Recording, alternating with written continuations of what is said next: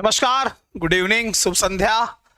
Teachers academy के इस online platform पे एक बार फिर से मैं आप सभी लोगों का बहुत बहुत स्वागत करता हूं। दोस्तों आप सभी को पता है कि यूजीसी नेट जेआरएफ का एग्ज़ाम जून में होने जा रहा है, ठीक है।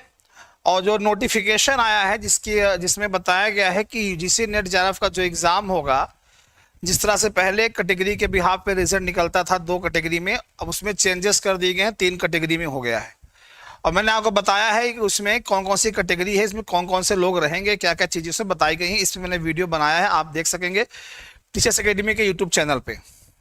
तो जो स्टूडेंट यूजीसी नेट जेआरएफ का एग्ज़ाम जून में देने जा रहे हैं, उनके लिए टीचर्स एकेडमी के इस ऑनलाइन प्लेटफॉर्म पर क्रैश कोर्स शुरू हो चुका है। यानी 2 से 2.5 महीने का कोर्स, अप्रैल मई जून में एग्ज़ाम है आपका, 2 महीने का क्रैश कोर्स है। आपके सब्जेक्ट जो पॉलिटिकल साइंस है, उसमें आप देखते हैं आपका जो सिलेबस है, राजनीतिक सिद्धांत, विचारक, अंतर्राष्ट्रीय राजनीति, तुलनात्मक राजनीति, लोक प्रशासन और संविधान, ये 6 टॉपिक आपके उसमें दिए गए हैं। तो क्रैश कोर्स में आपको 2 महीने पूरे कोर्स कंप्लीट कराए जाएंगे। जो जून में एग्जाम होने जा रहा है, आपका सब्जेक्ट पॉलिटिकल साइंस है। इसके साथ साथ अगर आप दिसंबर में एग्जाम देने जा रहे हैं तो उसका भी नेट जेआरएफ का बैच स्टार्ट है। तो अगर आप भी तैयारी करना चाहते हो, आपका सब्जेक्ट अगर पॉलिटिकल साइंस है, तो हमारी संस्था के नंबर पे 96 28 95 92 37 पे कॉल कर सकते हैं या फिर इस पे व्हाट्सअप कर सकते हैं। 83 18 48 92 91 पे भी आप कॉल कर सकते हैं। अगर कॉल नहीं लग पा रहा तो अपना व्हाट्सअप छोड़िए 96 वाले नंबर पे अपना सब्जेक्ट और कोर्स लिख करके। साथ ही साथ फर्स्ट पेपर की भी क्लास अगर आप लेते हैं तो आपको उसमें और छूट दी गई है, ठीक है। तो चलिए शुरू करते हैं। जैसा कि आपने सभी देखा है कि सिलेबस में सिद्धांत, विचारक, आईआर, तुलनात्मक राजनीति सारे टॉपिक दिए हुए हैं, लोक प्रशासन भी है। तो इसमें सबसे पहला टॉपिक जो आपका होता है वो राजनीतिक सिद्धांत का होता है। कैलाश चंद्रा जी, प्रेसिडेंट, सभी लोगों को नमस्कार। सबसे पहला टॉपिक आपका है राज्य के उत्पत्ति के सिद्धांत, थ्योरी। हम यहाँ से क्लास शुरू कर रहे हैं अपनी। चलिए शुरू करते हैं। शुरू करने से पहले आप देख सकते हैं बीपीएससी का एग्जाम जो 3.2 कैंसिल हो गया और जो 4.2 अगस्त में, उसके लिए बैच स्टार्ट है। UP, TGT, PGT, LT grade, GIC, PGT, DSSSB, EMRS, net JRF, assistant professor, Chhattisgarh MP, तमाम बैचेस यहाँ पे चलते हैं आपके लिए। इसके अलावा तो अगर आप जो है रिकॉर्डेड बैच चाहते हैं तो रिकॉर्डेड बैच भी आपका अवेलेबल है यहाँ पे, ठीक है। रिकॉर्डेड बैच आपको मिल जाएगा।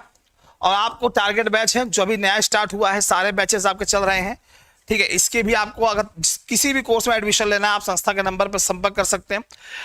इसके अलावा टीचर्स एकेडमी का ऐप आप जब आप डाउनलोड करते हैं तो वहाँ पे देखिए, जब ऐप खोलेंगे तो वहाँ पे आपको एक बैच दिखाई देगा, एकलव्य बैच। कोई चार्ज उसका नहीं है। उसमें आपको 1000 से भी ज़्यादा प्रश्न हैं जो कि आंसर और विथ एक्सप्लेनेशन दिए हैं किसी भी सब्जेक्ट। जैसे मेरा सब्जेक्ट पॉलिटिकल साइंस है, हिस्ट्री है, ज्योग्राफी है, इकोनॉमिक्स है, मैथ है, बायो है, फिजिक्स है, केमिस्ट्री है, हिंदी है, ठीक है, फिजिकल एजुकेशन है, इंग्लिश है, तमाम बैचेस हैं, ठीक है। तो आप उसे क्वेश्चन आंसर आप देख सकते हैं। चलिए शुरू करते हैं टॉपिक हम। तो हमारा टॉपिक है आज का राज्य की उत्पत्ति के सिद्धांत। आज की क्लास से हम जितने भी सिद्धांत हैं राज्य की उत्पत्ति के, हम उन सभी के बारे में देखेंगे, ठीक है। हालांकि इससे संबंधित प्रैक्टिस सेट मैंने कल ही कराया था, इससे सिर्फ 20 क्वेश्चन थे। अब ये टॉपिक आज खत्म होगा तो इससे संबंधित जितने प्रश्न हो सकते हैं, जो आए हुए हैं या जो बन सकते हैं, वो सारे प्रश्न मैं आपको कराऊंगा, ठीक है, टॉपिक वाइज। तो चलिए शुरू करते हैं। देखिए, राज्य की उत्पत्ति के सिद्धांत के बारे में जब हम बात करते हैं तो लोग इस पे बड़े ही विवाद हैं, इस पे बड़े ही मतभेद है। राज्य की उत्पत्ति को लेकर के, राज्य की उत्पत्ति कैसे हुई, तमाम तरह के इसे मतभेद हैं। तो इसके संबंध में कई सारे थ्योरीज आती हैं। जैसे थ्योरी आती है राज्य की उत्पत्ति का दैवी सिद्धांत, ठीक है। राज्य की उत्पत्ति का सामाजिक समझौते का सिद्धांत, सामाजिक समझौते का सिद्धांत राज्य की उत्पत्ति का ही है। राज्य की उत्पत्ति का परिवार का सिद्धांत, ठीक। फिर राज्य की उत्पत्ति का अगला जो है, राज्य की उत्पत्ति का शक्ति कह सकते हैं, बल कह सकते हैं, या फिर आप कह सकते हैं युद्ध का सिद्धांत, ठीक है। ये थ्योरी भी है। तमाम सिद्धांत बताए गए हैं राज्य की उत्पत्ति के। इसके अलावा राज्य की उत्पत्ति के विकासवादी सिद्धांत, ठीक है, या जिसको हम लोग कहते हैं स्नेह स्नेह स्नेह स्नेह, ये 5 थ्योरीज तो इस तरह से बताई गई हैं। इनके अलावा राज्य की उत्पत्ति के लिए एक सिद्धांत और आप पढ़ते हैं यहां पे, मार्क्सवादी सिद्धांत। ये इतनी थ्योरीज हैं जो राज्य की उत्पत्ति को लेकर के बताई गई है कि राज्य की उत्पत्ति इस तरह से हुई है, ऐसे हुई है, ऐसे हुई है, ठीक है। यहां पे इस तरह के सिद्धांत जो है यहां पे बताए गए हैं। तो सबसे पहले हम यहां बात करेंगे राज्य के एक एक सिद्धांत को हम पढ़ेंगे कि हर एक थ्योरी में कैसे कैसे थ्योरीज बताई गई हैं। हम एक एक पढ़ेंगे, सब देखेंगे। सबसे पहले हम बात करेंगे राज्य की उत्पत्ति का दैवी सिद्धांत, ठीक है। अब देखिए डियर, यहां पे जो शब्द लिखा हुआ है देवी, यानी इसका संबंध कहीं ना कहीं ईश्वर से है, देवता देवी से है, ये ठीक है। और ये सिद्धांत जो राज्य की उत्पत्ति का है, ये सिद्धांत कहा जाता है, प्रश्न आपके एग्जाम में पूछता है, राज्य की उत्पत्ति का सबसे प्राचीन सिद्धांत कौन सा होता है। तो यही सिद्धांत सबसे प्राचीन सिद्धांत माना गया है कि राज्य की उत्पत्ति का दैवी सिद्धांत सबसे प्राचीन सिद्धांत माना गया है। इसके अनुसार, इस सिद्धांत के अनुसार क्या बताया गया है, इस सिद्धांत के अनुसार यह बताया गया है कि जो राज्य है या फिर जो राजा है, ये क्या है, ये ईश्वर की रचना है। क्या है ये? ईश्वर की रचना है। यानी जो राज्य है या फिर राज्य का जो शासक है, जो राजा है, उसे ईश्वर ने बनाया है, उसे ईश्वर ने बनाया है, राज्य का निर्माण ईश्वर ने किया है, ठीक है। ये बात यहां पे कही गई है। तो जब इस सिद्धांत के अनुसार जब ये बताया गया है कि जो राज्य है या फिर जो राजा है ये ईश्वर की रचना है, तो यहां पे जो राजा या राज जितने भी कार्य करेगा, उन कार्यों के प्रति अगर हम बात करें तो किसके प्रति उत्तरदायी होगा? वो ईश्वर के प्रति उत्तरदायी होगा। राजा जितना भी काम करेगा, राज जितना भी काम करेगा, वो किसके प्रति उत्तरदायी होगा? ईश्वर के प्रति। जैसे घर में आप रहते हैं, आपके घर के मुखिया पिताजी हैं, वह आपको पढ़ने का पैसा दे रहे हैं, फीस दे रहे हैं, पॉकेट मनी दे रहे हैं, सारा खर्चा वो आपको दे रहे हैं। तो आप उस पैसे को कहाँ वेस्ट करते हैं, तो वो अगर आपसे पूछते हैं तो आपको बताना पड़ेगा। आप उनके प्रति क्या है? रिस्पॉन्सिबल है, उत्तरदायी हैं। उसी प्रकार से राज्य की उत्पत्ति के सिद्धांत के अनुसार कि राज्य ईश्वर की रचना है, राजा ईश्वर की रचना है, तो वो अपने कार्य जो करता है, राजा जो अपने कार्य करेगा या फिर राज्य के माध्यम से जो कार्य होगा, वो ईश्वर के प्रति उत्तरदायी होगा। उनको जवाब देना पड़ेगा, हाँ हम ये कार्य कर रहे हैं। और ये राज्य की उत्पत्ति का दैवी सिद्धांत सबसे प्राचीन सिद्धांत माना जाता है, ठीक, सबसे प्राचीन सिद्धांत माना जाता है। अब यहां पे प्रश्न की मैं साथ साथ आपको ये भी बताता चल रहा हूं कि प्रश्न कैसे बनते हैं, इसको भी सुनते चलिए साथ में कि प्रश्न कैसे बनते हैं भी जानते चलिए, ठीक है। ये होता है। तो यहां पे चीज बताई गई है, तो राज्य के प्रति, यानी इस सिद्धांत के अनुसार तो आपके एग्जाम में पूछा जाता है, आपके एग्जाम में पूछा जाता है कि किस सिद्धांत के अनुसार राज्य एक ईश्वरकृत रचना है, तो आप बताओगे दैवी सिद्धांत के अनुसार। या ऐसे पूछ लेता है कि निम्नलिखित में से किस सिद्धांत के अनुसार राज्य एक मानवकृत संस्था नहीं है, मानवकृत रचना नहीं, यानी मनुष्यों ने नहीं बनाया है, तो आप बताओगे दैवी सिद्धांत कि इसके अंतर्गत ईश्वर ने इसका निर्माण किया है। ठीक है, ये होता है। और इसमें ये बताया जाता है दैवी सिद्धांत में कि अगर राजा जो है मनुष्यों पर यानी अपनी प्रजा पर,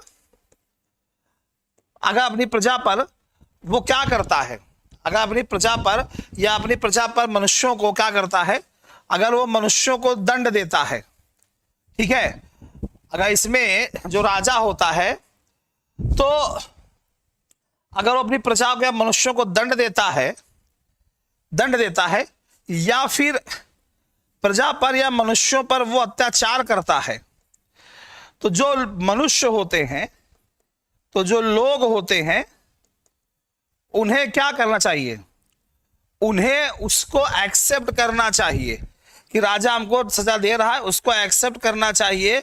और क्यों एक्सेप्ट करना चाहिए, उसे इसलिए एक्सेप्ट करना चाहिए कि वो क्या है, इसी जन्म का पाप है, इसी जन्म का पाप है, हमने पाप किया है कोई, इसलिए राजा हम पे क्या कर रहा है, टॉर्चर कर रहा है।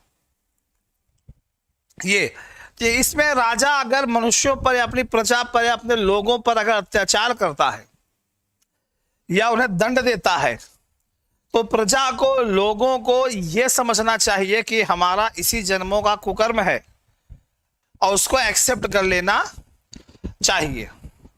यह होता है। ठीक है, तो यहां पे ये चीज, और इसमें जो राजा होता है, जो शासन सत्ता होती है, वो आनुवांशिक मानी जाती है। ठीक है, आनुवांशिक मानी जाती है। यानी इसमें आनुवांशिक का मतलब यह हुआ, राजा के बाद जो उनका बड़ा बेटा होगा वही क्या बनेगा, वही इसमें क्या बनेगा, राजा बनेगा, ये बताया जाता है। यह आनुवांशिक है, राजा के बाद उनका बड़ा बेटा ही क्या होता है, राजा बनता है, यानी उत्तराधिकारी होता है। अब ये जो राज्य की उत्पत्ति का जो ये दैवी सिद्धांत है, ये जो राज्य की उत्पत्ति का ये जो सिद्धांत है, ये जो थ्योरी है, अगर पूछा जाए सबसे पहले किसने दिया था, तो ये दिया, प्रश्न पूछा गया आपके एग्जाम में, रॉबर्ट फिल्मर साहब ने। रॉबर्ट फिल्मर साहब ने सर्वप्रथम इस सिद्धांत का प्रतिपादन किया था। और रॉबर्ट फिल्मर साहब ने जब इस सिद्धांत का प्रतिपादन किया तो अपनी किताब में किया था, और किताब का नाम भी याद रखिएगा इनके, पैट्रियार्का। पैट्रियार्का इनकी बुक का नाम है। और इसी किताब में फिल्मर साहब ने सबसे पहले राज्य की उत्पत्ति के लिए दैवी सिद्धांत का क्या किया था, प्रतिपादन करने का काम जो है इन्होंने यहां पे किया था। ठीक है, और इसका समर्थन भी कुछ लोगों ने किया था, जैसे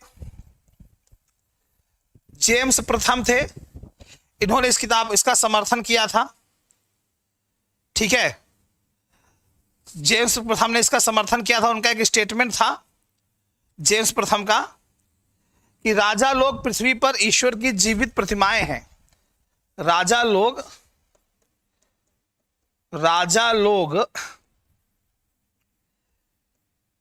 पृथ्वी पर, राजा लोग पृथ्वी पर ईश्वर की जीवित प्रतिमाएं हैं।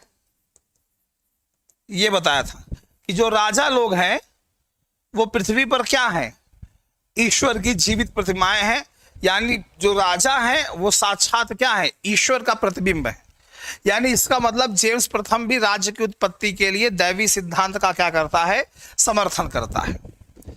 ठीक है, इस चीज को अच्छे से याद रखिएगा।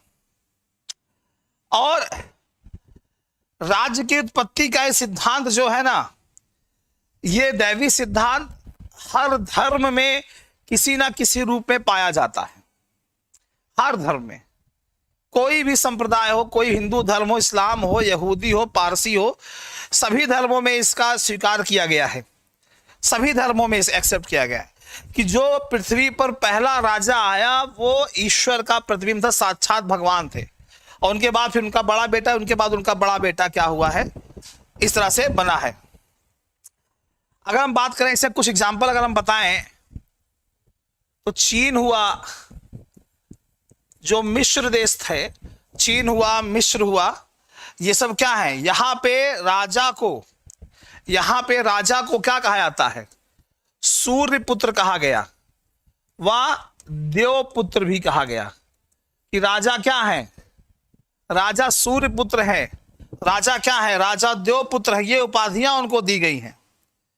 अगर भारत देश की बात करें तो भारत देश की अगर बात करें तो आप अपने विचारक जब हम पढ़ेंगे तो उसमें एक भारतीय विचारक आते हैं मनु, और आपने मनुस्मृति, आप मनुस्मृति की अगर हम बात करें, ठीक है, प्रसिद्ध पुस्तक मनुस्मृति में, तो मनु ने भी मनुस्मृति में राज्य की उत्पत्ति के लिए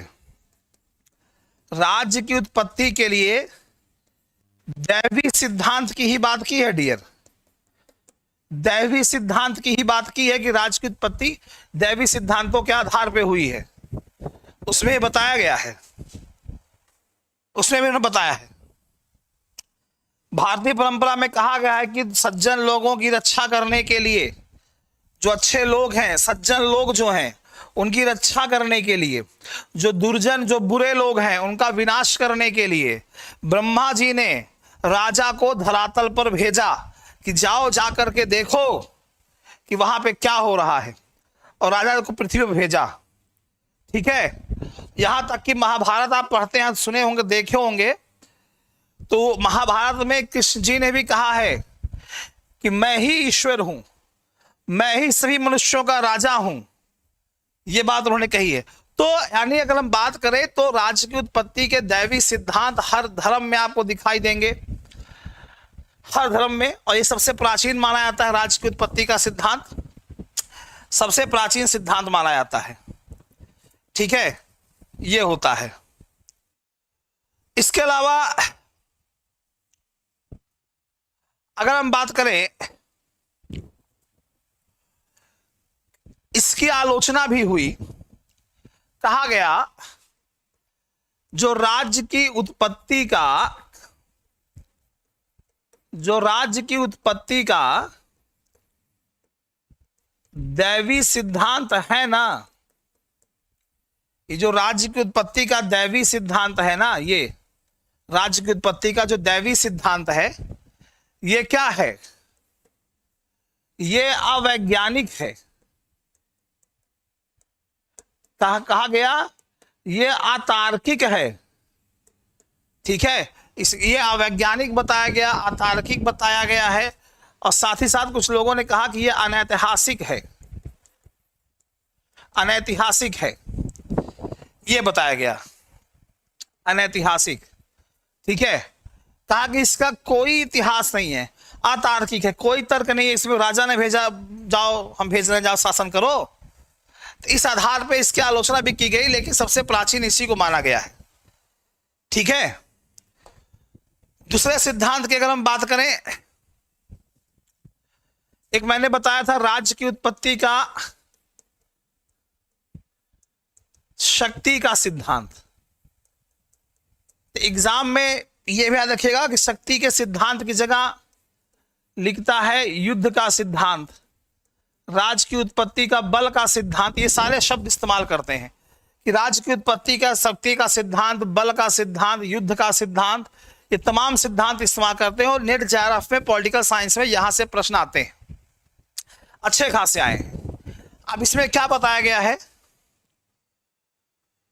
इसमें बताया गया है कि राज्य में, जिस राज्य की आप बात कर रहे हैं, कहा कि राज्य में दो वर्ग रहते थे। एक सबल वर्ग होता था, यानी ताकत वर्ग, दूसरा होता था निर्बल वर्ग, यानी जो होता था कमजोर वर्ग होता था। और कहा जाता था कि जो सबल वर्ग होता था, ये वर्ग जो होता था, ये निर्बल वर्ग पे क्या करता था, आक्रमण करता था। कमजोर लोगों पर, और आक्रमण करके उनके जनपद को अपने जनपद में मिला लेता था कि जो ताकतवर लोग होते थे वो कमजोर लोगों के यहां हमला करके उनके जनपद को अपने जनपद में क्या करते थे, मिला लेते थे। ठीक है, और इस तरह से उन्होंने कई सारे जनपदों को मिला लिया। तो जब कई सारे जनपदों को मिला लिया और जब इससे जनपद क्या हो गया, बहुत बड़ा हो गया, और आगे चल करके यही क्या बना, राज्य बना। आगे चल करके यही क्या बना, राज्य बना, स्टेट बना। ठीक है, यानी इससे यहां पे एक चीज क्लियर हो गई कि राज्य की उत्पत्ति में इस सिद्धांत के अनुसार शक्ति का, युद्ध का, बल का सबसे बड़ा योगदान है। यानी शक्ति ही, युद्ध ही, बल ही राज्य की उत्पत्ति का सबसे बड़ा आधार है, सबसे बड़ा आधार है, यह बताया गया। गुड इवनिंग करुणा जी, गुड इवनिंग करुणा जी, मोहम्मद तारिक की स्वागत है डियर। यह बताया गया सबसे बड़ा आधार है, और कहा है कि अगर राज्य को कायम रखना है तो उसका एक तरीका है बल, शक्ति। तो आप लोग भी इस चीज को आज वर्तमान में देखते होंगे, वर्तमान में इस चीज को देखते होंगे। तो जब भी आप अक्सर देखिए, अक्सर ये चीज देखने को मिलती है, आज भी कहीं कहीं देखने को मिलता है कि जो मजबूत दबंग लोग होते हैं, उनकी जमीन है, बगल किसी निर्बल, कमजोर, असहाय, गरीब आदमी की जमीन है, तो अगर दुष्ट प्रवृत्ति के होते हैं तो उनकी जमीन पे कब्जा कर लेते हो, गरीब आदमी बेचारा सिर पटक के रह जाता है, और इससे उनका जो जमीन होती, जो प्रॉपर्टी होती है और बढ़ जाती है। उसी तरीके से राज्य की उत्पत्ति के सिद्धांत में शक्ति का सिद्धांत यह कहता है कि जो कमजोर लोग होते थे उन पर, उनके जनपदों पर, उनके एरिया पर मजबूत वर्ग, सबल वर्ग के लोग हमला करके उसको अपने जनपद में मिला लेते थे, और इस तरह से कई सारे जनपद को जब मिलाया तो वहीं से आगे चल करके वो राज्य बना। तो शक्ति के सिद्धांत के अंतर्गत यह बताया जाता है कि राज्य की उत्पत्ति इस प्रकार हुई। ठीक, यह बताया गया है। तो ये राज्य की उत्पत्ति के शक्ति के सिद्धांत के अंतर्गत इस चीज का क्या होता है, जिक्र किया जाता है। ठीक है, कि राज्य की उत्पत्ति का ये क्या है, शक्ति का सिद्धांत माना जाता है कि इस तरह से क्या हुआ है, हुआ। अब इस सिद्धांत के बहुत सारे समर्थक भी थे, जैसे ओवेनहाइमर साहब समर्थक थे। ठीक है, ह्यूम साहब थे, तीत्स्के साहब थे, नीत्से साहब थे।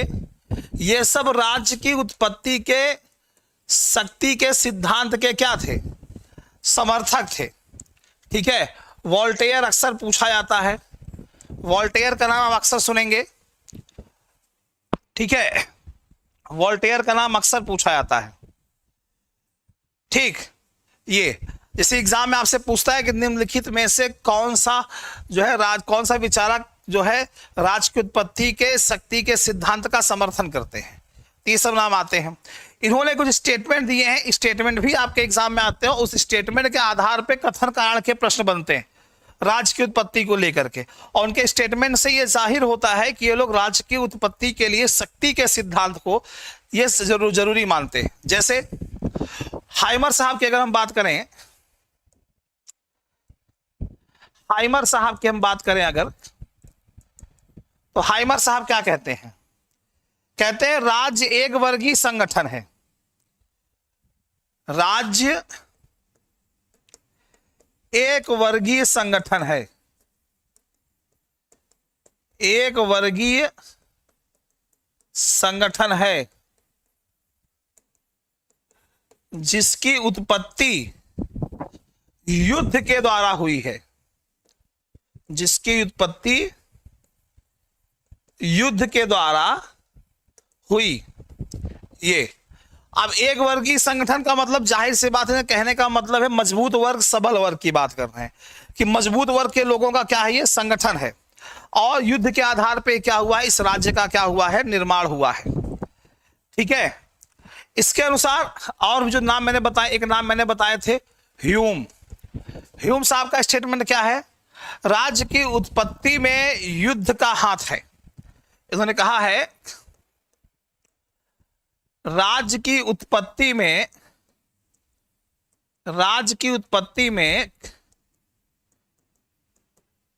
युद्ध का हाथ है। अब राज्य की उत्पत्ति में युद्ध का हाथ है, यानी इनका कहना है कि राज्य किससे हुआ है, युद्ध के माध्यम से हुआ। यानी इसके स्टेटमेंट से यह लगता है कि राज्य की उत्पत्ति किससे हुई है, शक्ति के सिद्धांत के आधार पर हुई है। इसके अलावा जो और नाम मैंने बताया है, एक नाम मैंने बताया था तीत्स्के। तीत्स्के साहब का क्या कहना था, राज्य शक्ति का मूर्त रूप है। राज्य क्या है, शक्ति का मूर्त रूप है। यानी राज्य क्या है, शक्ति का मूर्त रूप है, यानी राज्य बहुत पावरफुल है, शक्ति है राज्य। यानी इनके स्टेटमेंट से भी ये लगता है। ठीक है, वोल्टेयर साहब ने क्या कहा था, वोल्टेयर साहब ने कहा था कि प्रथम राजा भाग्यशाली योद्धा था। प्रथम राजा भाग्यशाली योद्धा था। और योद्धा क्या करता है डियर, युद्ध लड़ता है। यानी ये भी शक्ति के सिद्धांत का समर्थन करते हैं कि राज्य की उत्पत्ति का शक्ति के सिद्धांत का भी क्या करते हैं, समर्थन करते हैं वोल्टेयर साहब।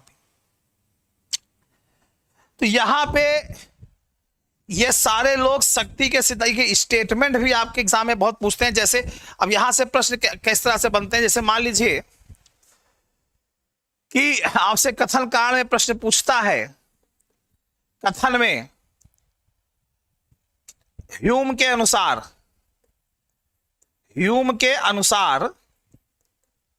राज्य की उत्पत्ति में युद्ध का हाथ है। राज्य की उत्पत्ति में युद्ध का हाथ है। राज्य की उत्पत्ति में युद्ध का हाथ है, भी स्टेटमेंट मैंने यहां पे लिखा है। अब कारण अगर लिख दिया जाए नीचे, शक्ति के सिद्धांत के आधार पर, शक्ति के सिद्धांत के आधार पर राज्य की उत्पत्ति युद्ध से हुई है। ये शक्ति के सिद्धांत के आधार पर राज्य की उत्पत्ति युद्ध से हुई है। तो कथन कारण दोनों सही है, व्याख्या कर रहा है कि नहीं कर रहा है, नहीं कारण कथन की व्याख्या कर रहा है कि नहीं कर रहा है, या कथन गलत है कारण सही है, कथन सही है कारण गलत है। तो आप कथन देखोगे कि ह्यूम के अनुसार राज्य की उत्पत्ति में युद्ध का हाथ है, तो आपको स्टेटमेंट पता है, तो आप कहोगे हाँ उसने कहा था। फिर कारण कह रहा है कि शक्ति के सिद्धांत के आधार पर राज्य की उत्पत्ति युद्ध से हुई है। तो शक्ति के सिद्धांत के अंतर्गत राज्य की उत्पत्ति युद्ध से हुई है, बिल्कुल सत्य बात है। तो शक्ति के सिद्धांत के आधार पर राज्य की उत्पत्ति युद्ध से हुई है। क्या इस आधार पर हम ये कह सकते हैं कि ह्यूम साहब ने कहा था कि राज्य की उत्पत्ति में युद्ध का हाथ है? तो आप कहोगे हाँ, क्योंकि ह्यूम साहब शक्ति के सिद्धांत के क्या थे, समर्थक थे। तो यहां पे दोनों सही हो गया। अब क्या कारण कथन की व्याख्या कर रहा है? तो कारण क्या कह रहा है कि शक्ति के सिद्धांत के आधार पर राज्य की उत्पत्ति युद्ध से हुई है। कथन क्या है, युद्ध के अनुसार ह्यूम के अनुसार राज्य की उत्पत्ति में युद्ध का हाथ है। तो राज्य की उत्पत्ति में युद्ध का हाथ है, क्या इसका कारण यह बनेगा शक्ति के सिद्धांत के कारण? बिल्कुल बनेगा। तो आप कहोगे हाँ बिल्कुल सही है, व्याख्या कर रहा है। तो ऐसे प्रश्न आपके एग्जाम में घुमा के पूछते हैं और बड़े कॉम्प्लिकेटेड हो जाते हैं, और लोग सोचते हैं कि हम थ्योरी पढ़ लिए, ऐसे सीधे पूछ लेगा। तो सीधे स्लोगन पूछता है, सारे स्लोगन पूछा हुआ नेट जेआरएफ का पेपर खोल के देखिएगा, पिछले कई सालों का आपको दिख जाएगा। ये पॉलिटिकल साइंस का स्लोगन भी डायरेक्ट पूछता है। बिल्कुल पूछता है, लेकिन कंपटीशन टफ हो रहा है तो कथन कार्य प्रश्न उलझाऊ होते हैं। इसीलिए इसीलिए जो आप लोगों के लिए मैं नेट जेआरएफ का बैच लेके आता हूं ना, जो बैच चलता है आपका, उसमें जैसे एक टॉपिक समाप्त होगा, समाप्त होने के बाद उससे जितने प्रश्न बने हैं या जो बन सकते हैं उन प्रश्नों को मैं सॉल्व कराता हूं। तो अगर आप लोग का सब्जेक्ट भी पॉलिटिकल साइंस है और आप भी यूजीसी नेट का एग्जाम देने जा रहे हैं, जून में देने जा रहे हैं या दिसंबर में देने जा रहे हैं, आप लोगों के लिए नया बैच स्टार्ट है। आपको करना क्या है, हमारी संस्था के नंबर पे 9628 95 92 37 इस नंबर पे कॉल करना है। कॉल अगर बिजी जा रहा है तो आप इसमें तुरंत अपना व्हाट्सअप छोड़ दीजिए, सब्जेक्ट और कोर्स लिख करके। फर्स्ट पेपर भी अवेलेबल है, ठीक है, आप दोनों ले सकते हैं, आपको छूट मिल जाती है वहां पे। ठीक, तो यहां पे इतना क्लियर हो गया शक्ति के सिद्धांत के अंतर्गत। प्रश्न अभी मैंने परसों प्रैक्टिस कराई थी और राज्य की उत्पत्ति के कुछ प्रश्न मैंने आपको कराए थे। तो उसमें एक नाम आया था मैकियावेली। मैकियावेली का नाम क्यों आया था? आज का जो आधुनिक काल चल रहा है, मॉडर्न टाइम पीरियड में, ये मैकियावेली साहब ऐसे इंसान थे जिन्होंने बताया कि राज्य का आधार क्या है, शक्ति है। इन्होंने क्या बताया? राज्य का आधार क्या है, शक्ति है। आधुनिक में, मॉडर्न टाइम पीरियड में कहा कि राज्य का आधार क्या होगा, पावर है। ठीक है, थॉमस हॉब्स साहब ने भी, ये सब आधुनिक विचारक हैं, थॉमस हॉब्स साहब ने कहा कि एक निरंकुश शक्तिशाली राजा की बात कही है। थॉमस हॉब्स साहब ने भी किसका समर्थन किया है? एक निरंकुश शक्तिशाली राजा की बात कही है थॉमस हॉब्स साहब ने। अब निरंकुश और शक्तिशाली वही होगा, जो मजबूत होगा वही शक्तिशाली होगा। ठीक है, यानी ये लोग भी क्या करते हैं, राज्य की उत्पत्ति के लिए शक्ति के सिद्धांत का कहीं ना कहीं क्या कर रहे हैं डियर, समर्थन कर रहे हैं। ठीक है, ये होता है।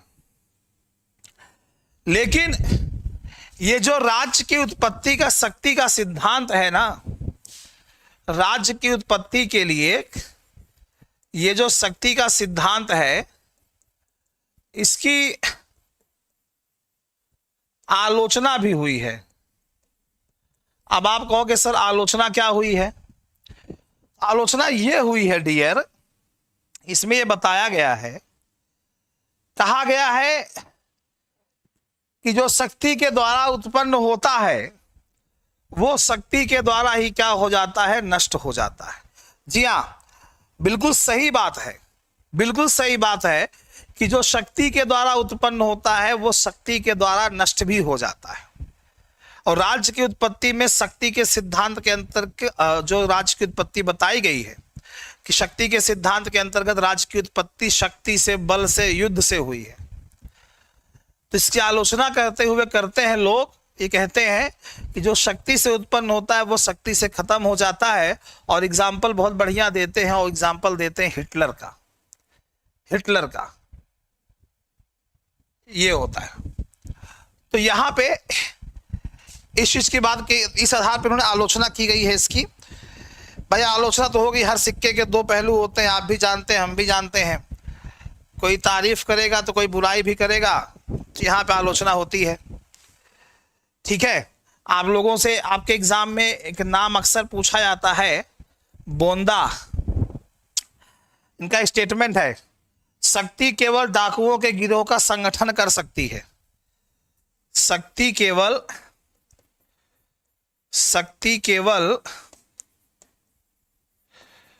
डाकुओं के गिरोह का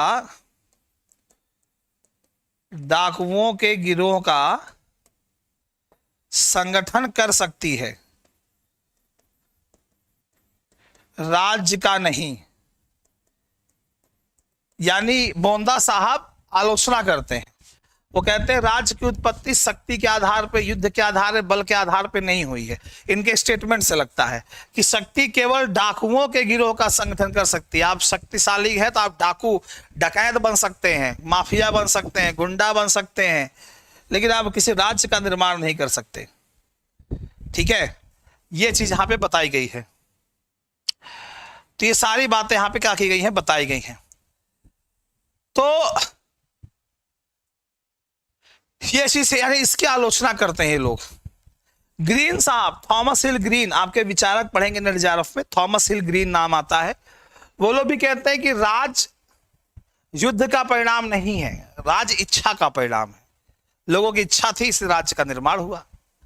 तो ये सारे विचारक इसकी आलोचना भी करते हैं, राज्य की उत्पत्ति को लेकर के इसकी आलोचना भी करते हैं। हाँ, ग्रीन आलोचना करते हैं, उनके स्टेटमेंट से ही मैंने बोला ना, वो क्या कहते हैं कि राज्य का आधार इच्छा है, शक्ति नहीं। ये ग्रीन साहब का स्टेटमेंट है, थॉमस एल ग्रीन का, कि राज इच्छा का परिणाम है, शक्ति का परिणाम नहीं। और बहुत सिंपल सी बात कही जाती है आलोचना करते वक्त इसकी, कि जो शक्ति होती है, शक्ति के बिना हम राज्य को अधिक दिनों जो है, शक्ति जो होती है वो जिस तरह शुरू होती है वैसे खत्म भी हो जाती है। यानी इसकी आलोचना भी होती है। इसके कुछ समर्थक भी जो मैंने बताया आपको, वोल्टेयर, नीत्शे, नीत्शे समर्थन भी करते हैं राज्य की उत्पत्ति का, जो है सिद्धांत का समर्थन करते हैं शक्ति का, कि भैया शक्ति आधार होती है। तो ये तो जाहिर सी बात है, सिक्के के दो पहलू होते हैं, तो भाई बिल्कुल होगा। ठीक, ये दूसरी थ्योरी हो गई। राज्य की उत्पत्ति की तीसरी थ्योरी जो है परिवार का सिद्धांत।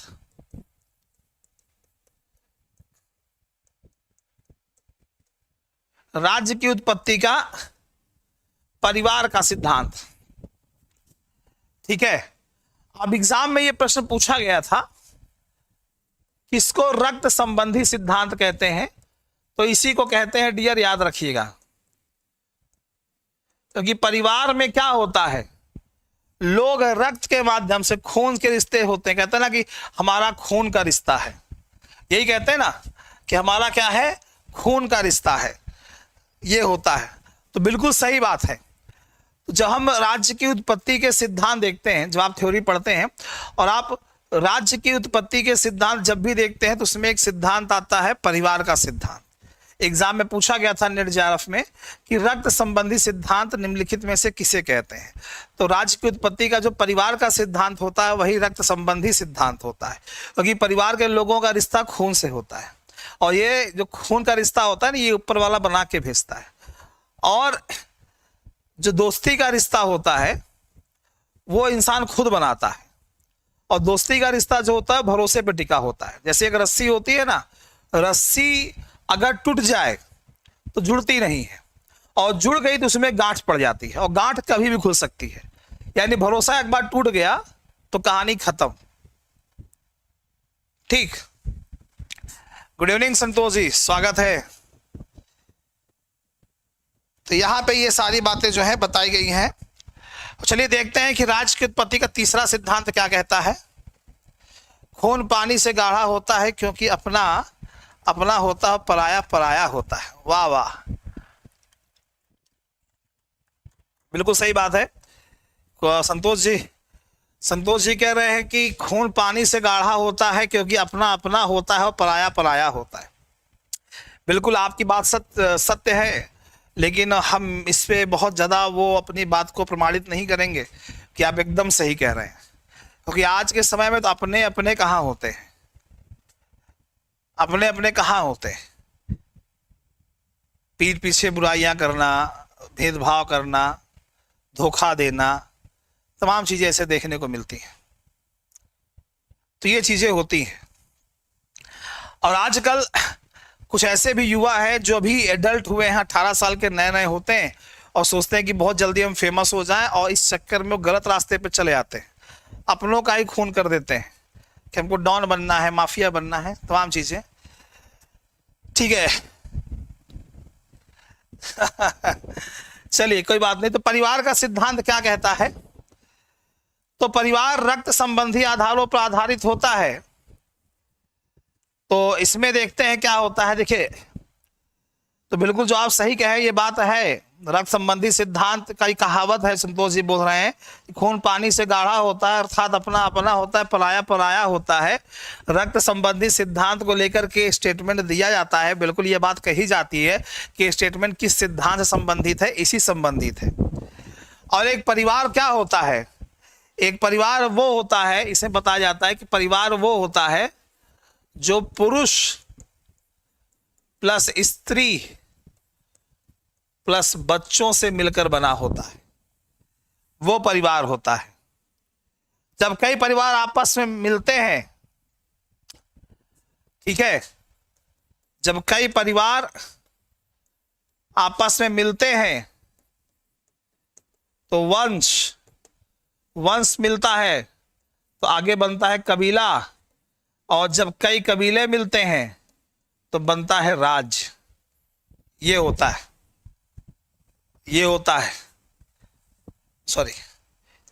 अब इस थ्योरी में बताया क्या गया है, परिवार, वंश, कबीला, राज्य इस तरह से बनता है।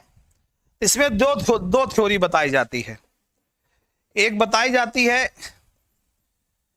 पितृसत्तात्मक सिद्धांत, और दूसरा बताया जाता है मातृ सत्तात्मक सिद्धांत। सबसे पहले हम यहां बात करेंगे राज्य की उत्पत्ति के, परिवार के सिद्धांत में पितृसत्तात्मक सिद्धांत।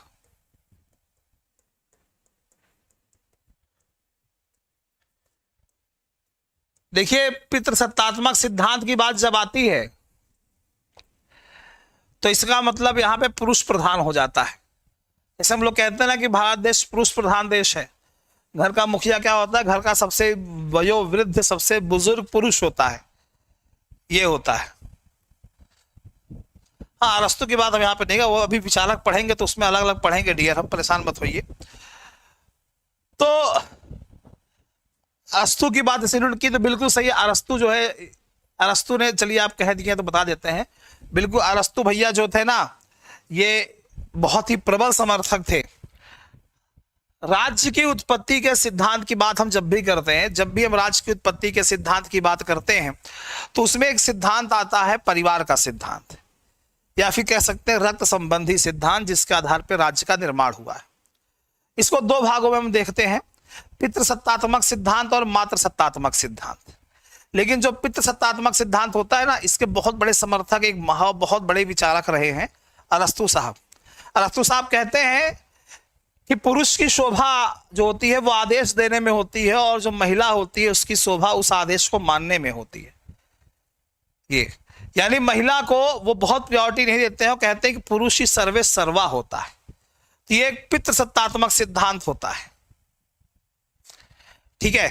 इसके बाद अरस्तु करते हैं, जिसकी बात अरस्तु साहब करते हैं, ये क्या होता है? ये सिद्धांत होता है, ठीक।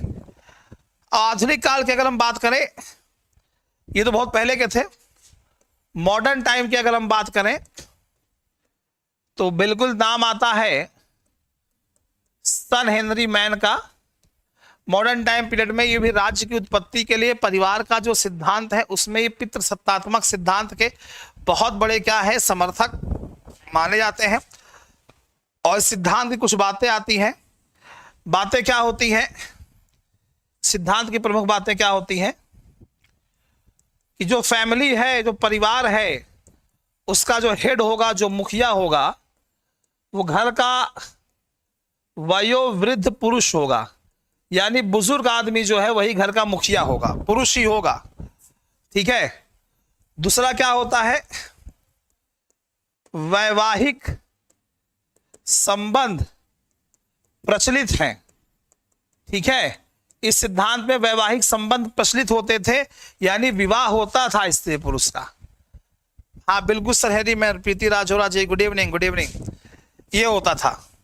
और जो वंशावली होती थी खानदान की, वो पिता के नाम से जानी जाती थी, पिता के नाम से जानी जाती है, ठीक है। ये होता था कि हम लोग लिखते हैं ना कि बाप का नाम, ये बाप के बाप का नाम, बाप के बाप का नाम, बाप के बाप का नाम, दादा का नाम, इस तरह से पूछते हैं ना। तो ये होता था, वंशावली पिता के नाम से होती है। और इसके अलावा परिवार का सबसे बड़ा लड़का जो होता है, परिवार का सबसे बड़ा लड़का, सबसे बड़ा लड़का वही पिता के बाद घर का क्या होता है? उत्तराधिकारी होता है। यानी राज्य की उत्पत्ति के सिद्धांत में जो रक्त संबंधी सिद्धांत आता है, या परिवार का सिद्धांत आता है, जिसको दो भागों में डिवाइड किया गया है, पितृसत्तात्मक सिद्धांत और मातृसत्तात्मक सिद्धांत। तो पितृसत्तात्मक सिद्धांत में जिसका समर्थन प्राचीन काल में अरस्तु जी करते थे, आधुनिक काल की बात करें तो सर हेनरी मैन साहब करते हैं। और इसकी कुछ विशेषता ये होती है कि परिवार का मुखिया जो होता है वो घर का सबसे बुजुर्ग पुरुष होता है, वैवाहिक संबंध होते हैं। अगर पिताजी घर में नहीं है तो घर का जो बड़ा लड़का है वही घर का उत्तराधिकारी होगा। खानदान की, परिवार की वंशावली पिताजी के नाम से चलेगी, यानी कहीं पर भी फीमेल पर्सन या माता जी का जिक्र होता ही नहीं है। यह पितृसत्तात्मक सिद्धांत में क्या होता है, ये देखने को मिलता है, राज्य की उत्पत्ति के सिद्धांत में। तो जहां पे अरस्तु साहब, सर हेनरी मैन साहब जैसे लोग हैं जिन्होंने इसका समर्थन किया है, ठीक है, वही दूसरी तरफ कुछ ऐसे भी लोग हैं जिन्होंने राज्य की उत्पत्ति के जो परिवार का सिद्धांत है उसका दूसरा भाग मातृसत्तात्मक सिद्धांत का समर्थन करते हैं। और इसमें क्या बताया जाता है कि इसमें जो घर की मुखिया होती है, जो घर की मुखिया होती है वो घर की सबसे ही ज्यादा वयोवृद्ध महिला होती हैं। महिला होती हैं कि जो महिला होगी वही घर की क्या होगी, मुखिया होगी। और सबसे इंपॉर्टेंट बात यह है, मातृसत्तात्मक सिद्धांत में यह कहा जाता है कि इसमें वैवाहिक संबंध जो है वो प्रचलित नहीं थे। इसमें होता क्या था, एक स्त्री कई पुरुषों के साथ संबंध बना सकती है, संबंध बनाती थी, ठीक है, ये होता था। यानी इसमें वैवाहिक संबंध प्रचलित नहीं थे। सर माफिया क्या होता है, गुंडा जो होते हैं, क्रिमिनल टाइप के लोग माफिया कहते हैं, ठीक है। तो ये होता है जो घर की, खानदान की जो वंशावली होती है वो माता के नाम से जानी जाती है। और साथ ही साथ घर की जो मुखिया होती है, वयोवृद्ध महिला होती हैं, बुजुर्ग, उनके बाद घर की बड़ी लड़की जो होती है वही क्या होती है, उत्तराधिकारी होती है। वही लड़की क्या होती है, उत्तराधिकारी होती है। यह बात बताई जाती है। यानी यहां पे चीज क्लियर है कि कुछ लोग ये कहते हैं राज्य की उत्पत्ति जो हुई है परिवार के माध्यम से हुई है। स्त्री, पुरुष और बच्चे मिलकर परिवार बने, परिवार से वंश, वंश से कबीला, कबीले से राज्य बना। अब परिवार का है तो कुछ लोग कहते हैं पितृसत्तात्मक है, कुछ लोग कहते हैं मातृसत्तात्मक है। इसके पीछे की एक बड़ी इंटरेस्टिंग कहानी भी होती है। जैसा आप लोगों ने नाम सुना होगा, पैसोफेन का नाम आप लोगों ने सुना होगा, ठीक है, पैसोफेन।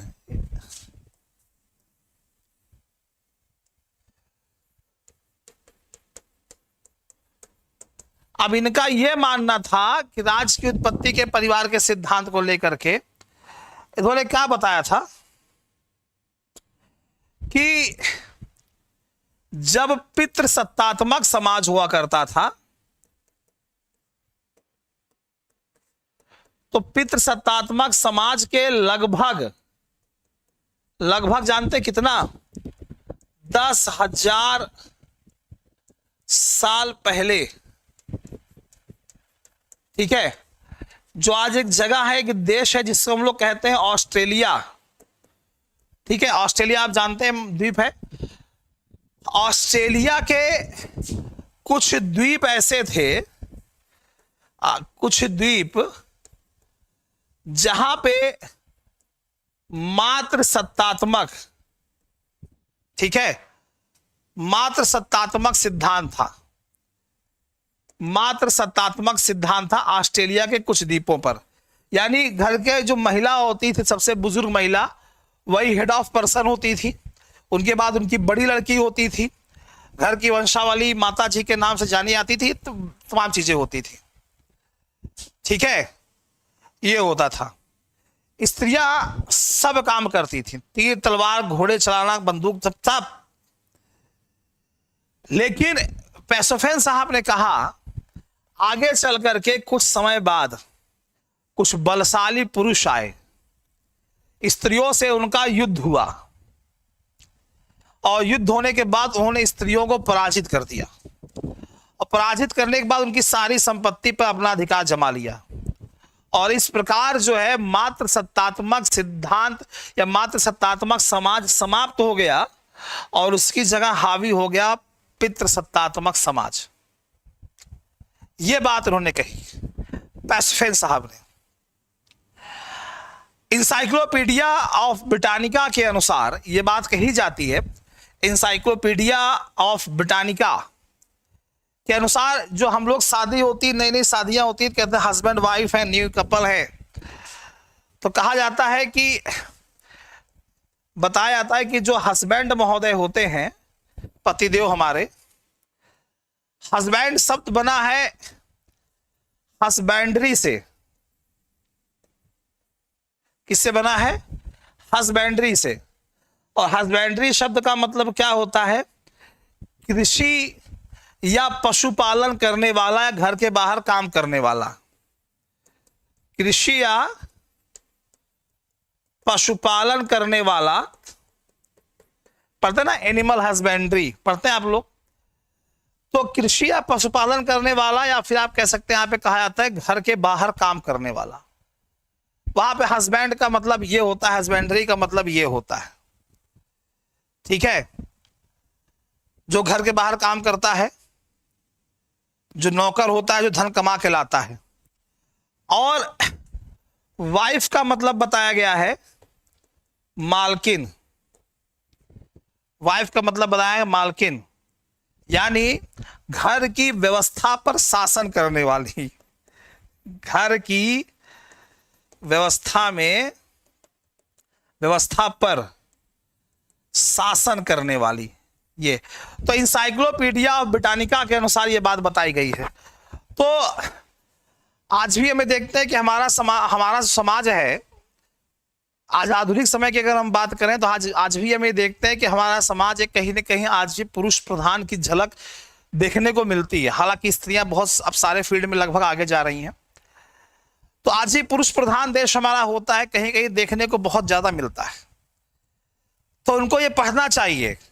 राजनीति विज्ञान में, पॉलिटिकल साइंस में जब आप पढ़ते हैं, थ्योरी पढ़ते हैं कि राज्य की उत्पत्ति का सिद्धांत में एक आता है परिवार का सिद्धांत, कि परिवार के माध्यम से राज्य की उत्पत्ति हुई है। और परिवार भी दो तरीके के होते थे, एक पितृसत्तात्मक, एक मातृ सत्तात्मक। पितृसत्तात्मक में पापा सर्वोपरि, मातृ सत्तात्मक में माता सर्वोपरि। तो यहां पे इंसाइक्लोपीडिया ऑफ ब्रिटानिका के अनुसार यह बताया गया है कि हस्बैंड का मतलब होता है, हस्बैंड शब्द बना है हस्बैंडरी से। हस्बैंडरी यानी कृषि या पशुपालन करने वाला, घर के बाहर काम करने वाला नौकर जो होता है। और वाइफ का मतलब बताया गया है मालकिन, घर की व्यवस्था पर नियंत्रण रखने वाली। तो हस्बैंड लोग ये ना सोचे कि हम हस्बैंड है, वाइफ को अपनी उंगलियों पर नचाएंगे। भैया हस्बैंड का मतलब ये बता दिया गया है, तो आप क्या कर सकते हैं। ये हम पढ़ते हैं पॉलिटिकल साइंस में, जब थ्योरी पढ़ते हैं तब नेट जेआरएफ में, टीजीटी पीएचडी में, हर जगह। इसलिए हस्बैंड है तो ज्यादा अपने आप में घमंड ना करें, नहीं तो सावधानी हटी और फिर आगे अपनी इच्छा अनुसार शब्द भर लीजिए। ठीक।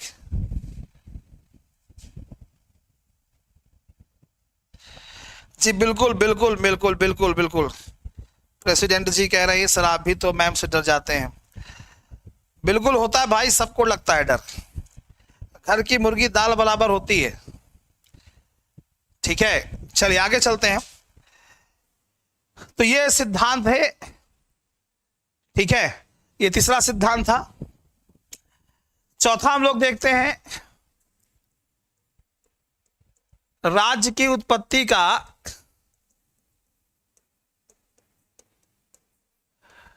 सामाजिक समझौते का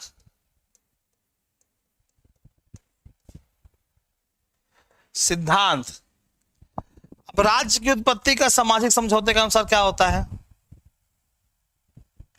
दुर्घटना घटी। अब राज्य की उत्पत्ति का सामाजिक समझौते का सिद्धांत क्या होता है? अब इनका यह मानना है कि राज्य की उत्पत्ति किससे हुई है? एक समझौते के आधार पर हुई है। अब इसमें होता क्या है, चलिए देख लेते हैं। इसमें कहा जाता है राज्य की उत्पत्ति समझौते के माध्यम से हुई है। ठीक है, कि जो राज्य है, इस राज्य का निर्माण मनुष्यों ने आपस में समझौता करके किया है, कि लोगों ने आपस में समझौता किया है और इससे क्या हुआ है? ये हुआ है। कमल बिहारी जी ये हुआ है। ठीक है, यानी इसका कहने का मतलब ये है कि लोगों ने आपस में समझौता किया और समझौता करके अपने सारे अधिकार, अपनी सारी शक्तियां किसी एक व्यक्ति या व्यक्ति समूह को सौंप दी और उसी से राज्य का, शासक का क्या हुआ? उदय हुआ। ये कहते हैं, इस विचारधारा में कहा जाता है राज्य की उत्पत्ति के सामाजिक समझौते सिद्धांत के अंतर्गत ये कहा जाता है कि राज्य की उत्पत्ति जो है ना, एक दिन में नहीं हुई है। यानी ईश्वर की रचना नहीं है कि एक दिन में राज्य बन गया, बल्कि राज्य की उत्पत्ति लोगों के समझौते के कारण हुई है। लोगों ने आपस में समझौता किया और समझौता करके अपने सारे अधिकार, अपनी सारी शक्तियां किसी एक व्यक्ति या व्यक्ति समूह को सौंप दी, उसी से राज्य या शासक का क्या हुआ? उदय हुआ। ये राज्य की उत्पत्ति के सामाजिक समझौते का सिद्धांत है। ठीक है, इसमें यह बताया गया है, इस घटना में, सॉरी, इस मैटर में, यानी इसमें क्या किया गया है, इसको चीज को बताने का काम जो है किया गया है। ठीक, अब जब राज्य का निर्माण लोगों ने किया है, मनुष्यों ने किया आपस में समझौता करके, तो भैया मनुष्य अगर कोई चीज बनाएगा तो वो कैसी हो जाएगी? रचना, मानवकृत रचना होगी, है ना। यानी राज्य क्या हुई? राज्य एक मानवकृत रचना हुई, या दूसरे शब्दों में हम कह सकते हैं आर्टिफिशियल यानी कृत्रिम रचना है। तो पूछा जाता है किस सामाजिक समझौते के अनुसार राज्य एक कृत्रिम रचना है, मानवकृत रचना है? तो आप बताओगे राज्य की उत्पत्ति के सामाजिक समझौते के सिद्धांत के अंतर्गत। Good evening Arun Kumar ji. राज्य क्या है? एक कृत्रिम संरचना है।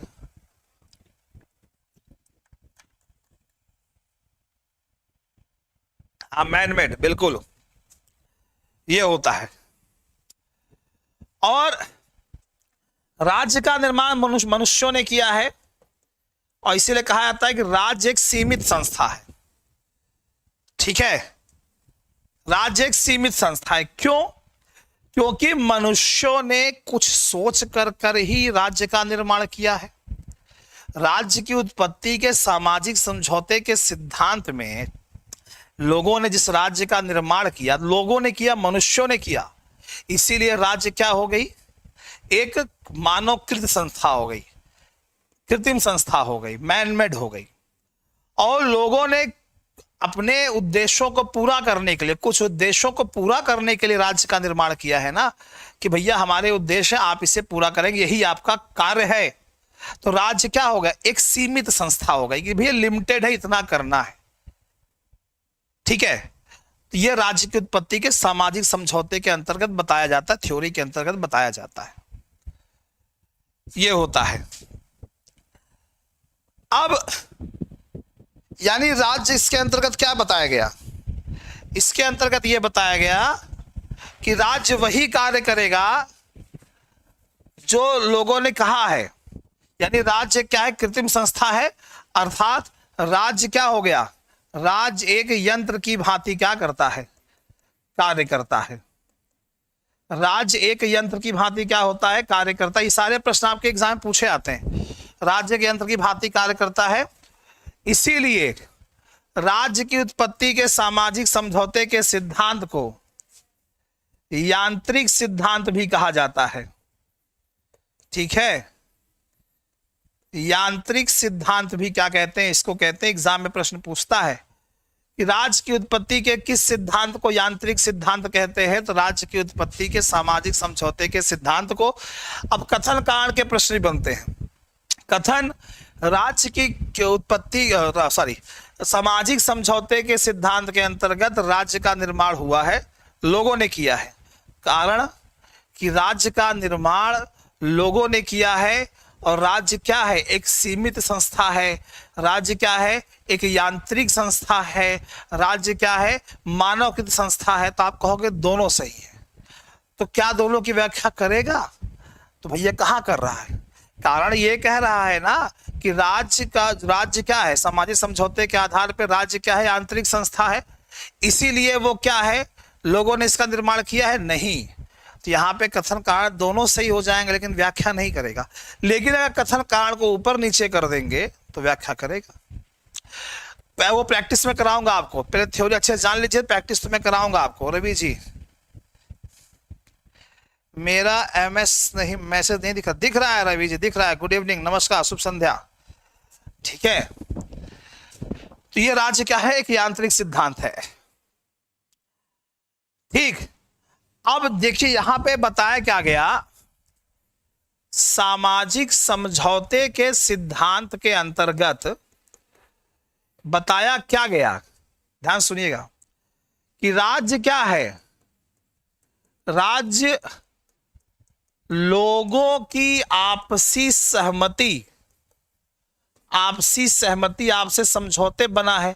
ध्यान दीजिएगा, ध्यान दीजिएगा, राज्य लोगों की सहमति पे बना है, यानी लोगों ने मिलकर के राज्य का निर्माण किया है। लोगों की सहमति पे चला है। राज्य क्या है?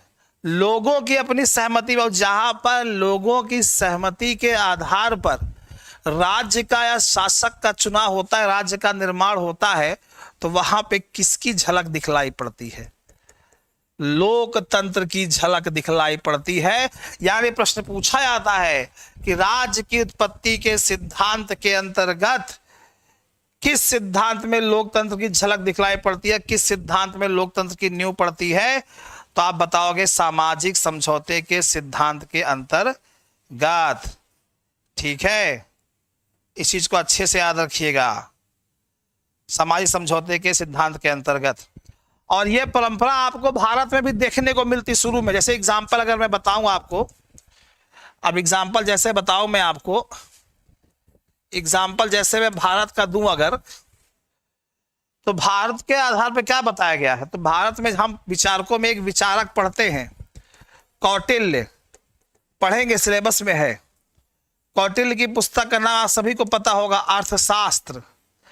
तो अर्थशास्त्र में क्या कहा था इन्होंने कि जो राजा है और जो प्रजा है, इन दोनों के बीच में क्या हुआ है? समझौता हुआ है।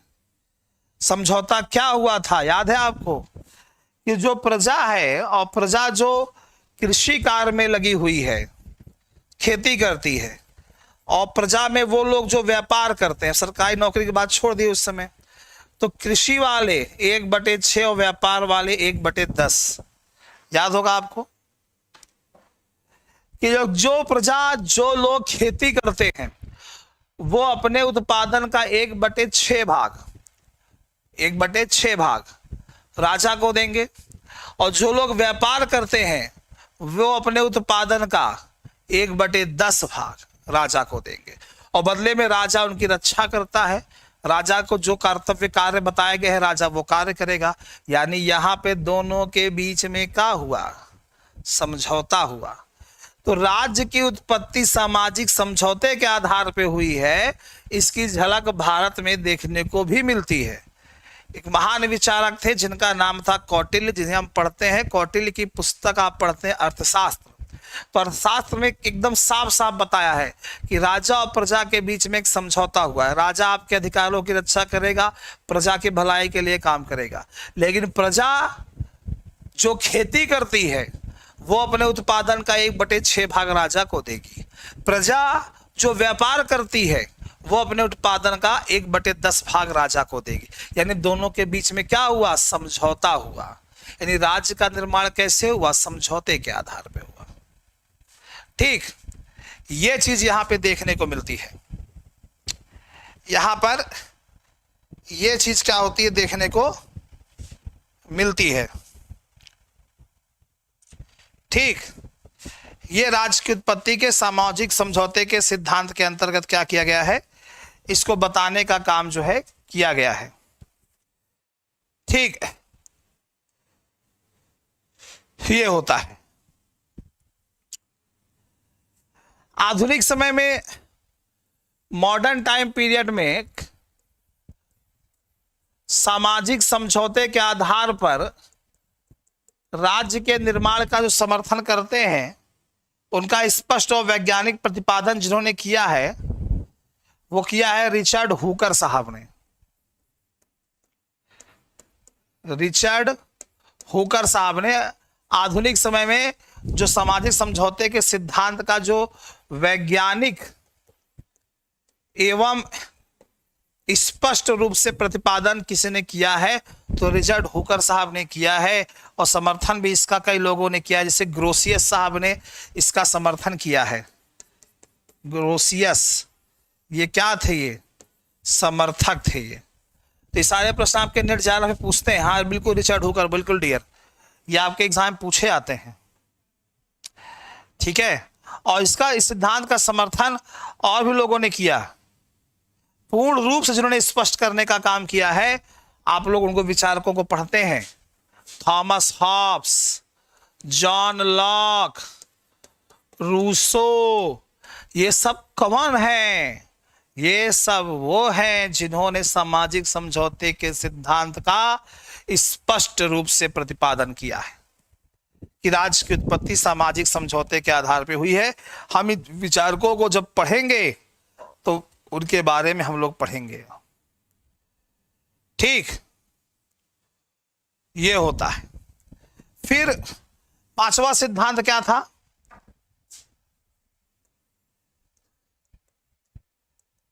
राज्य की उत्पत्ति का विकासवादी सिद्धांत, या आप कह सकते हैं सनय सनय। ठीक है, ये अभी कह सकते हैं क्रमिक, या कह सकते हैं वैज्ञानिक, या कह सकते हैं ऐतिहासिक, कई सारे नाम हैं इस सिद्धांत के। यानी इसमें क्या कहा, इस सिद्धांत को, राज्य की उत्पत्ति के विकासवादी सिद्धांत को, ऐतिहासिक सिद्धांत को, क्रमिक सिद्धांत को, सनय सिद्धांत को, कई सारे नाम है। इसको आधुनिक समय में, वर्तमान में इसे सर्वाधिक मान्य बताया गया है। सर्वाधिक मान्य बताया गया है, सबसे ज्यादा इसको माना गया है कि राज्य एक दिन में नहीं बना कि भगवान ने बना दिया, एक ही दिन में लोगों ने मिलकर के समझौता नहीं कर लिया राज्य बन गया, राज्य लड़के नहीं बना। ये लोग कहते हैं भैया जो राज्य है ना वे किस तरह से हुआ, इस तरह से नहीं बना, सैकड़ों हजारों वर्षों में धीरे धीरे विकसित हो करके। ठीक है, सैकड़ों हजारों वर्षों में धीरे धीरे विकसित होकर, धीरे धीरे विकसित होकर राज्य बना है, एक दिन में राज्य नहीं बना है। ये होता है। तो एक सिद्धांत तो होता है राज्य का, राज्य की उत्पत्ति के सिद्धांत। जी हाँ, राज्य की उत्पत्ति के सिद्धांत में एक सिद्धांत ये भी आता है कि विकासवादी सिद्धांत, या क्रमिक सिद्धांत, या ऐतिहासिक सिद्धांत के नाम से इसको हम जानते हैं। इसमें कहा जाता है कि भैया राज्य ना एक दिन में नहीं बना कि ईश्वर ने एक दिन राज्य बना दिया। राज्य एक दिन में नहीं बना कि लोगों ने इकट्ठा होकर के आपस में समझौता कर लिया और राज्य का निर्माण हो गया। राज्य लड़के नहीं बना, शक्ति के आधार पर नहीं बना, राज्य परिवार के आधार पर नहीं बना। इसमें यह कहा जाता है कि राज्य सैकड़ों हजारों सालों से धीरे धीरे विकसित होकर के राज्य बना है। और आधुनिक समय में सर्वाधिक मान्य यही होता है, राज्य का विकासवादी सिद्धांत या फिर क्रमिक या ऐतिहासिक सिद्धांत सर्वाधिक मान्य है आधुनिक समय में। ठीक, हाँ बिल्कुल, धीरे धीरे विकास होकर विकसित होकर उसी का परिणाम माना गया है। ठीक है डियर, ये बताया जाता है। तो राज्य का निर्माण इस तरीके से हुआ। गार्नर साहब का नाम आप लोग सुनते हैं, अक्सर आपके एग्जाम में पूछता है गार्नर साहब। तो इनका स्लोगन, एक स्टेटमेंट भी, राज्य का विकास हुआ है, निर्माण नहीं हुआ है। राज्य का विकास हुआ है, निर्माण नहीं। राज्य का विकास हुआ है, निर्माण नहीं हुआ है राज्य का। यानी राज्य का, यानी इस कथन के आधार पर अगर आपसे पूछा जाए कि गार्नर के कथन के आधार पर कि राज्य का विकास हुआ है, निर्माण नहीं हुआ है, तो एक किस प्रकार के सिद्धांत का समर्थन करते हैं, तो आप बताओगे विकासवादी सिद्धांत का। ऐसे प्रश्न भी आपके एग्जाम बनते हैं, ठीक है, गार्नर साहब के अनुसार। ठीक है, गार्नर साहब ने कहा है कि राज्य ना तो ईश्वर की रचना है, ना ही भौतिक शक्तियों का परिणाम है, ना किसी समझौते से बना है, ना ही परिवार के विस्तार से है, बल्कि राज्य क्रमिक रूप से विकसित होकर के ऐतिहासिक संस्था के रूप में बना है। यह स्लोगन बहुत लंबा है, पूछा जाता है कि राज्य ना तो ईश्वर के द्वारा बना है, ना सामाजिक समझौते के आधार पर, ना परिवार के आधार पर, ना शक्ति के आधार पर। राज्य विकसित होकर के धीरे धीरे एक ऐतिहासिक संस्था बनी है। यह प्रश्न आपके एग्जाम में पूछा गया। किसका कथन है? गार्नर साहब का कथन है। ठीक है, यह होता है। तो राज्य की उत्पत्ति के सिद्धांत में यह चीज बताई गई है। ठीक है, तो विकासवादी सिद्धांत में सारी बातें बताई जाती हैं। तो यहां पे आप विकासवादी सिद्धांत में राज्य के विकास के क्रम की अगर हम बात करें, तो विकासवादी सिद्धांत में क्या क्रम बताया गया है?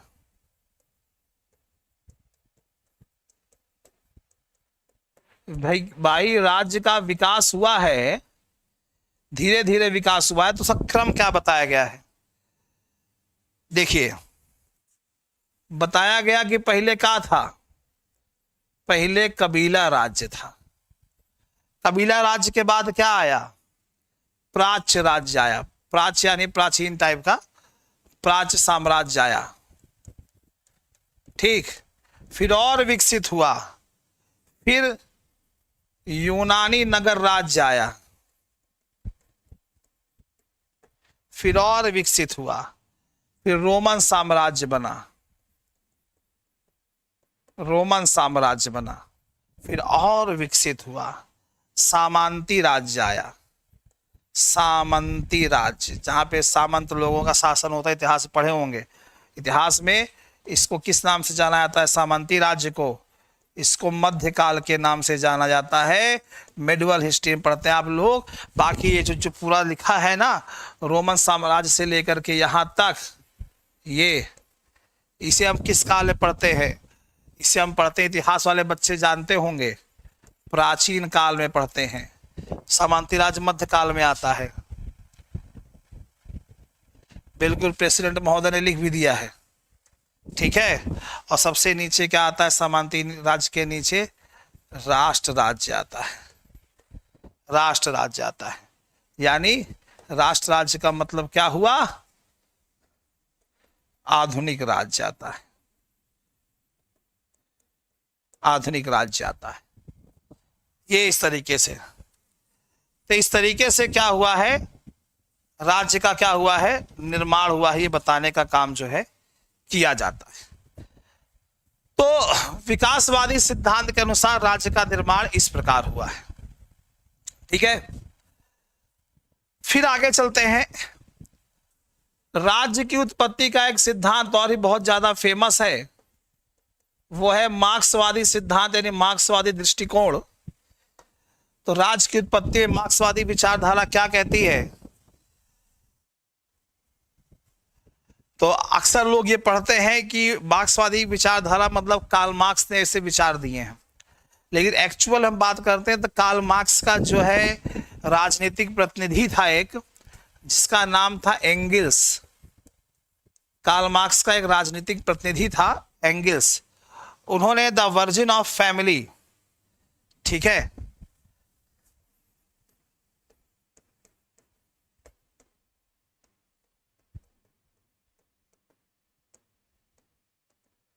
ये पुस्तक है the origin of family and दूसरी किताब है private property and state, private property and state. ये जो किताब है, इस किताब में मार्क्सवादी विचारों को रखा था।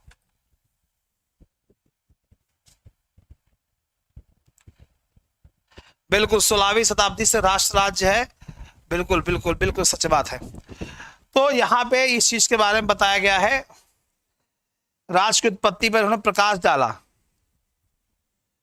ठीक है, इन्होंने क्या कहा? इन्होंने कहा कि प्राचीन समय में, एंशियंट टाइम पीरियड में आदिम व्यवस्था विद्यमान थी। आदिम व्यवस्था यानी उस समय कोई राज्य नहीं था। उस समय उत्पादन के साधन पर सभी लोगों का बराबर नियंत्रण होता था, ना अमीर ना गरीब, ना बाहुबली ना निर्बल, कुछ नहीं।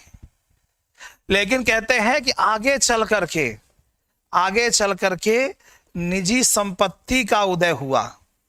निजी संपत्ति का उदय हुआ, और जब निजी संपत्ति का उदय हुआ तो उसमें क्या हुआ?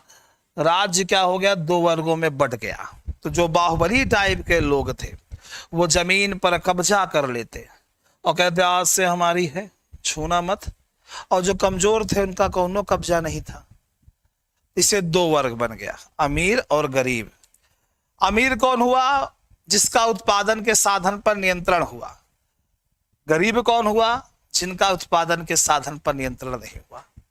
अमीर गरीब का शोषण करने लगा, समाज दो वर्गों में बंट गया।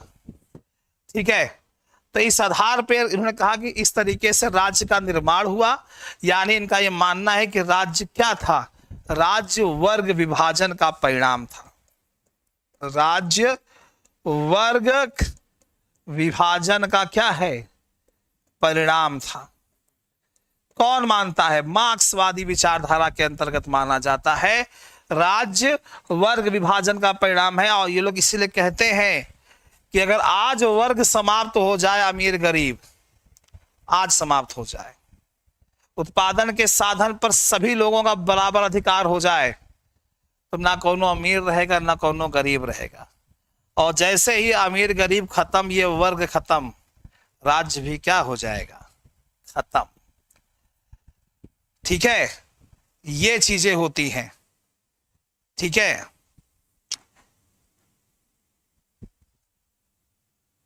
तो ये सारी बात जो है, इस चीज को बताने का काम जो है यहाँ पे ये किया गया है। राज्य को लेकर के कार्ल मार्क्स ने बहुत सारी बातें बताई हैं। हम लोग कार्ल मार्क्स पढ़ेंगे जब उससे बात करेंगे।